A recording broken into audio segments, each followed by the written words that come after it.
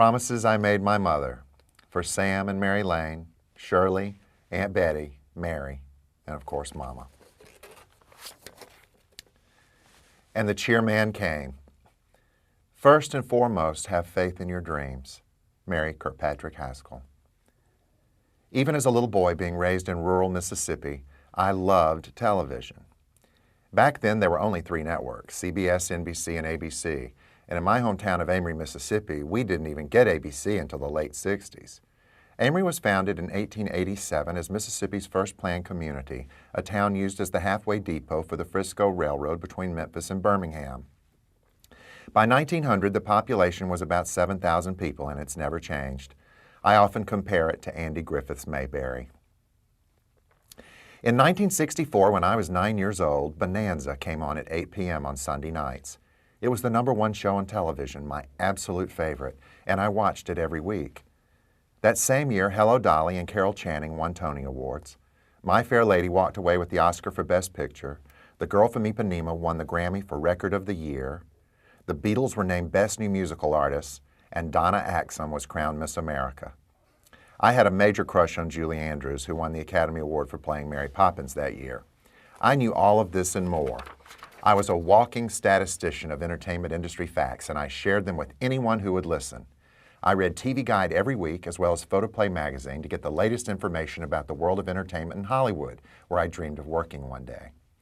I also paid attention to the commercials, and one in particular because they aired it during all my favorite shows. Procter & Gamble's ad for one of its biggest products, Cheer laundry detergent. More than just proclaiming the detergent's amazing cleansing power, quite dull for a 9-year-old, the ad featured a wonderful-looking character called the Cheerman, walking through a neighborhood ringing doorbells. He wore a big hat with the swirling Cheer logo. His uniform was yellow and blue with orange stripes. When a housewife answered her door, he would ask, "Do you use Cheer?"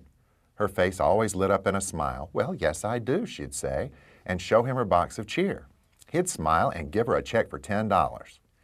At the end, the announcer would say, "The Cheerman is coming to your town."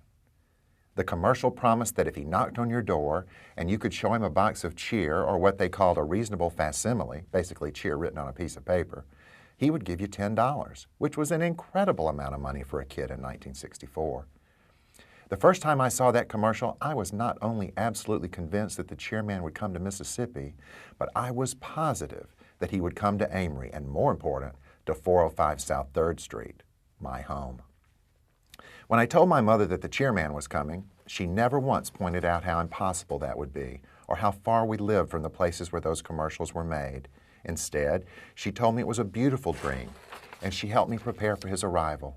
Her support made me even more confident. My mother used Cheer, but I wasn't content just to have the actual box or the word Cheer written on a scrap of paper when the Cheerman came. No. Instead, I went to the local print shop with my 50 cents in weekly allowance, plus some money from running errands, and bought colored paints, glitter, and these designer rocks that people use to give texture to their artwork by gluing them on the paper and painting over them. I think my mother must have given me some money too, because it cost several dollars. One Saturday afternoon, I made a giant sign with the Cheer logo, maybe 3 feet by 4 feet, and hung it on my bedroom wall. Then I waited. Meanwhile, word of what I'd done spread across Amory, no doubt because I'd told the kids at school and anyone else who would listen that the Cheerman was coming to my house. I'm sure most of them thought I was nuts. Still, I didn't care. My mother encouraged me to be a dreamer, and I believed anything was possible.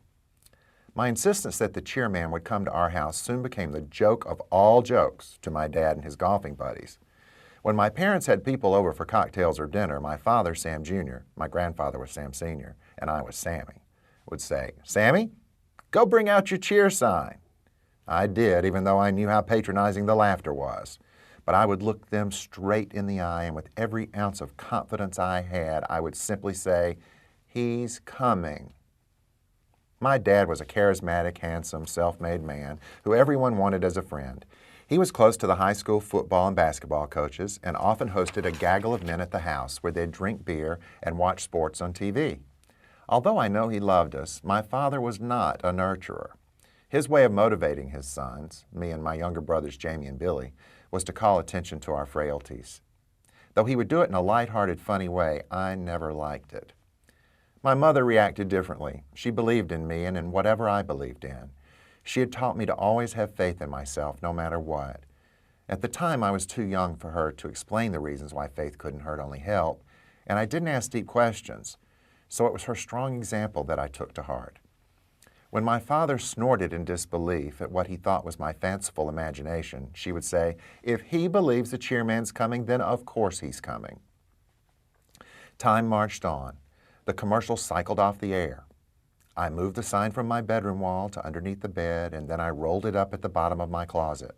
But I still believed that somehow, some way, the cheerman would come to Amory, and more important, to my house.